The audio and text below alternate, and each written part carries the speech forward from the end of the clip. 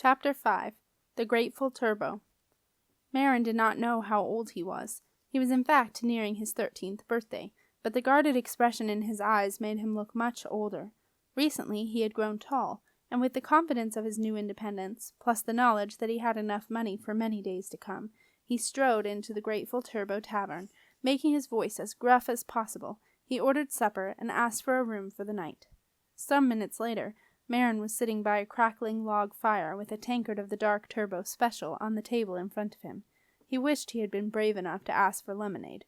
It was a quiet Sunday evening at the tavern, and apart from a couple of farmers haggling over the price of a cow, Marin thought he had the place to himself. But what Marin could not see, because he was not the kind of boy ghosts would normally choose to appear to, was that the Grateful Turbo Tavern was stuffed full of ghosts, so much so that when Marin had made his way from the bar to the fire, he had inadvertently passed through half a dozen ghosts before they had had the chance to get out of his way, causing much ghostly grumbling. As Marin took what he thought was an unoccupied seat by the fire, he was in fact surrounded by ghosts who liked to stand by a blazing fire on a dark night as much as any living person. Next to Marin were 3 fishermen, one of whom was somewhat grumpy, having been in the seat Marin had just taken. Some 50 years ago, the fishermen had drowned right outside the tavern after an argument over who had caught the biggest fish, and they were still arguing. Sitting across the table from Marin was an ancient and very faded tinker-woman, endlessly counting her pennies. The tinker had died of old age at that very table and still did not understand that she was dead. Clustered around the fire was a party of 6 knights, killed in a long-forgotten battle for the one-way bridge. They were chatting with a couple of dairymaids who, only a few years back, had gotten lost in a blizzard on their way home from the market, and had frozen during the night. Perched on the edge of Marin's table was a princess who had run away to meet her sweetheart, sheltered under a tree in a sudden thunderstorm, and been struck by lightning. She studied Marin with a mournful gaze, until he shifted uncomfortably in his seat. He looked, thought the princess, a little like her long-lost love, but only a little. There was not surprisingly a bit of an atmosphere in the Grateful Turbo, which was why it was generally frequented only by those who were too late to get into the castle and needed a bed for the night, or by the northern traders who were banned from most of the castle taverns. And the first ghost that Marin ever saw, although he never realized it, was the ghost of one of these northern traders. Sitting in the shadows some way back from the gathering by the fire was the ghost of Olaf Snorrelson, a northern trader who had once fallen asleep on the one-way bridge and never woken again. Olaf sat in his shadowy corner and watched Marin from across the room. There was something about the boy that caught his eye. Here was a fellow traveler, a stranger in a foreign land, as Olaf himself had so often been. In a sudden rush of fellow feeling, Olaf decided to make his first appearance to a living person. As Olaf made his way toward Marin, he glanced in one of the dark mirrors that lined the walls of the Grateful Turbo. He saw himself for the first time in 15 years, or rather, bits of himself. It was a shock. Olaf stopped in front of the mirror and stared. It was very strange. All his edges were in place, but there was a nasty gap in his middle that he could see straight through, and the top of his head wasn't quite there either. Olaf concentrated hard, and slowly the rest of his head, with its old leather headband and thinning blonde hair, appeared. Goodness, was he really that thin on top? He put his hand up to feel the top of his head, but nothing was there. Olaf felt suddenly depressed. For a moment he had forgotten that he was a ghost. The advice other ghosts had given him about appearing for the first time came back to him now. Take care, they had told him. Appearing to the living would stir old memories. The living will seem too fast and too loud, and they will make you feel more of a ghost than you ever have before. Olaf took a deep breath and steadied himself. The rest of his stomach came into view. He had the beginnings of a paunch. He didn't remember that either, but then he never had taken much notice of his appearance when he was living. By the time Olaf had reached Marin's table, the ghost looked in the dim light of the tavern, as solid as if he were living. Marin looked up at him, and Olaf felt flustered. No living person had seen him as a ghost before. "Greetings," said Olaf, uttering his first words to a living being in 15 years. Marin did not reply.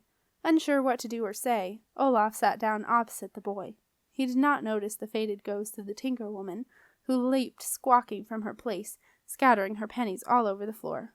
"Oh, I am sorry, madam," said Olaf, jumping up and scrabbling around on the floor to try to retrieve the pennies for the woman, which was impossible, as they were part of another ghost, and causing even more offense.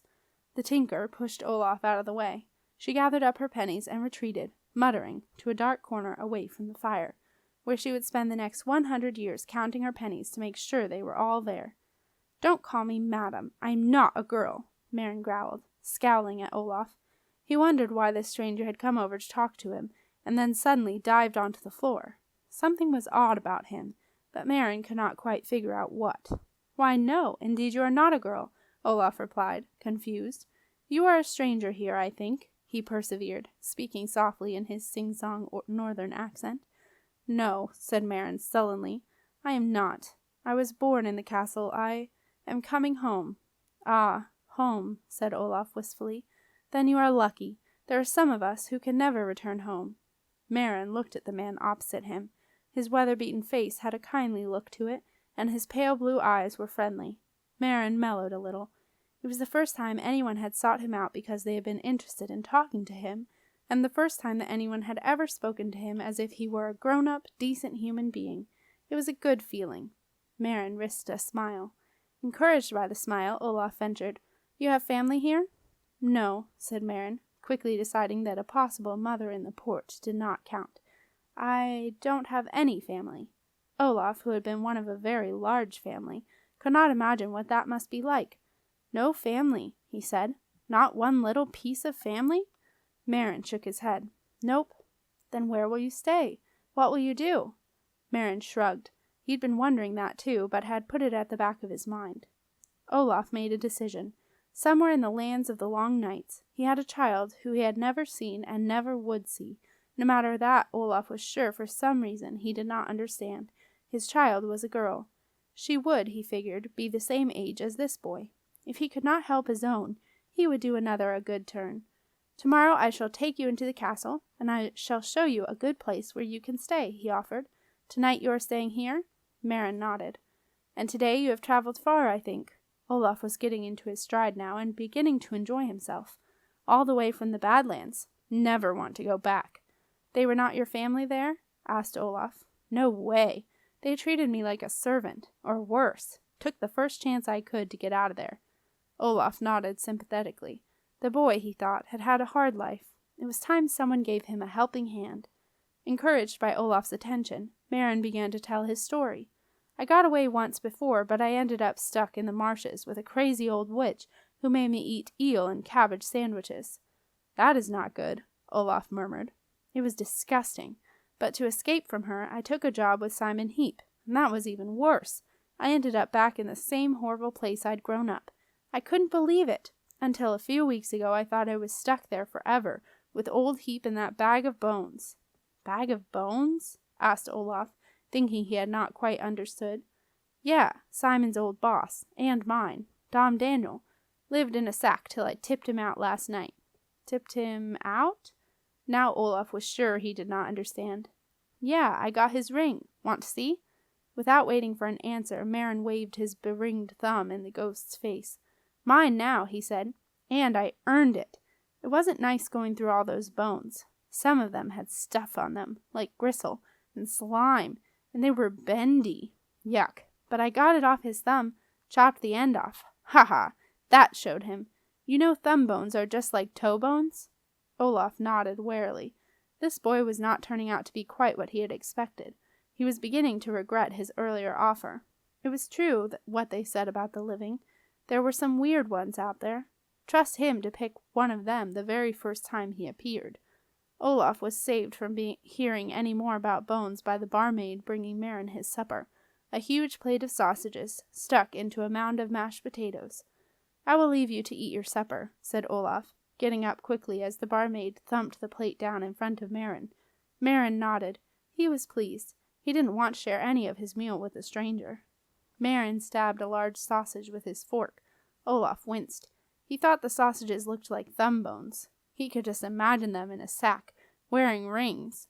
"See you tomorrow, then," said Maren, his mouth full of sausage. "Ah, tomorrow. Yes, I will see you tomorrow," said Olaf gloomily. He never broke a promise. "Good," said Maren, looking up from spearing his second sausage. But the room was empty. The farmers had left, and so had the tall blonde stranger.